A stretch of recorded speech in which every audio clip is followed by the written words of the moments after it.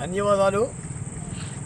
ఆంధ్రప్రదేశ్ రాష్ట్ర ప్రజలకి 13 జిల్లాల 13 ప్రాంతాల 3 ప్రాంతాల ప్రజలకి అమరావతి బహుజన జేఏసీగా, అమరావతి రైతు జేఏసీగా ఆలూరి యుగంధర్, పోతుల బాలకోటయ్య, మీడియా మిత్రులు కూడా తెలియజేయనది.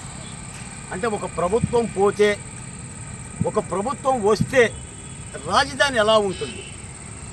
ఇదే రాజధానిలో ఇదొక ప్రధానమైన సీడ్ యాక్సిస్ రోడ్డు రాజధానికి. ఈ సీడ్ యాక్సిస్ రోడ్డు గత జగన్మోహన్ రెడ్డి గారి పరిపాలనలో, అంటే జూన్ 4వ తారీఖు ముందు ఇదంతా కంపచెట్లే, అంతా చీకటమయమే. ఇది కూడా ఒకసారి చూడండి. ఈ యొక్క ఎల్ఈడి లైటింగ్, ఈ ఎల్ఈడి లైటింగ్ కానీ, ఈ రోడ్డు కానీ కనిపించేది కాదు. ఇదిగో ఈ పూల చెట్లు కూడా కనిపించేవి కాదు. ఈ రోజున చూడండి, వాహన శ్రేణిని ఒక సీడ్ యాక్సిస్ రాజధాని రోడ్లో, ఆ సీడ్ యాక్సిస్ రోడ్లో ఆ వాహన శ్రేణి, ఈ విధమైన వాహన శ్రేణి కూడా కనిపించేది కాదు. అది చూడండి, హైదరాబాదులో ఉన్నట్టుగా ఎల్ఈడి లైట్లు ఇరువైపులా ఒక కాంతి పుంజాలా కనిపించేవి కావు.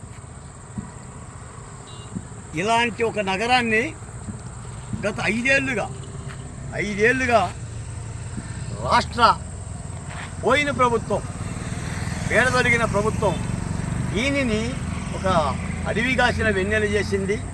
2014-19కి ముందు చంద్రబాబు నాయుడు గారి యొక్క పరిపాలనలో రాజధాని ఎవరైతే ఇలా దేదీప్యమానంగా ఉందో, ఆ దేదీప్యమానం తర్వాత జగన్మోహన్ రెడ్డి గారు వచ్చిన 2019-24 వరకు దీన్ని అడవిని చేసిండు.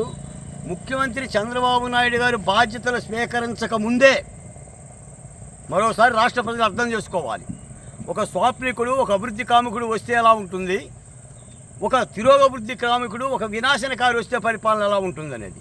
ఇంకా చంద్రబాబు నాయుడు గారి పదవీ బాధ్యతలు స్వీకరించాలా, ఆయన బాధ్యతలు తీసుకోవాలా. కానీ రాజధానిలో దేదీప్యమానంగా పనులు ప్రారంభమయ్యాయి. నిన్న సాక్షాత్ సిఎస్ 94 ప్రొక్లైన్లతో ఈ జంగిలిగా మారిన అడవిని మొత్తం కూడా 2 రోజుల్లో మార్చేశారు. అన్ని తూములు, ఎలక్ట్రికల్ సామానులు, ఆఖరికి పాడైపోయిన మొక్కలను తీసి కొత్త పుష్పాలను పెట్టారు. ఇది ఒక రాజధాని సౌధం. ఈ రోజున పనిగట్టుకొని సీడ్ యాక్సిస్ రోడ్డుకి నేను వచ్చి బాలకోట వచ్చి మాట్లాడుతున్నాడంటే, ఎందుకంటే మేము ఉత్తరాంధ్రలో ఉన్న జగన్మోహన్ రెడ్డి గారి యొక్క వైకాపా నాయకులకి, రాయలసీమలో ఉన్న వైకాపా నాయకులకి ఏముంది ఆ రాజధానిలో బాలకోటయ్య, శ్మశానం తప్ప, అక్కడ ఏదో ఎడారి తప్ప అన్నారు. చూడండి, కళ్ళల్లో ఒత్తిలేసుకొని, లేదంటే ఏమైనా పొలాలు ఉంటే కళ్ళల్లో పొడుచుకున్నాను చూడండి. మీరన్న ఈ శ్మశానం, మీరన్న ఎడారి, ఆ బొత్స సత్యనారాయణ గారు కానీ, ఆ సీదిరప్పలరాజు గారు కానీ, ఆఖరికి ఈ గడ్డ మీద పుట్టిన అంబటి రాంబాబు గారు కానీ ఒక దుర్మార్గమైన ప్రేలాపనలు చేశారు. ఒక చక్కని రాజధానిని నాశనం చేశారు. ఆ నాశనానికి వినాశకాలే ఎపరే బుద్ధిని ఇచ్చని ఎగిరిపోయారు. యుగంధర్ గారు 150 ఒక్క సీట్లలో మధ్యన 5 ఓటు తీసుకెళ్ళిండు. మీరే తీసుకెళ్ళి ఉంటారు రాజధాని రైతులు. ఆ 5 పోయేసరికి 2 పంగనామాలు పెరిగింది. ఇది తప్పనిసరిగా ఇది ఒక గొప్ప విషయం.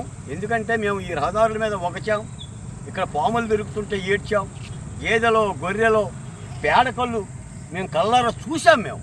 కాబట్టి ఈ అద్భుతమైన ఈ యొక్క ఆనందకరమైన దృశ్యాన్ని రాష్ట్ర ప్రజలు పెంచుకోవడం కోసం నేను ఈ సీడ్ యాక్సిస్ రోడ్లోకి వచ్చేసి మీతో సంపాదించడం కోసం, మీడియా మిత్రులు కూడా చెప్పడం కోసం చేస్తున్నాను. ఇది రాజధాని అంటే.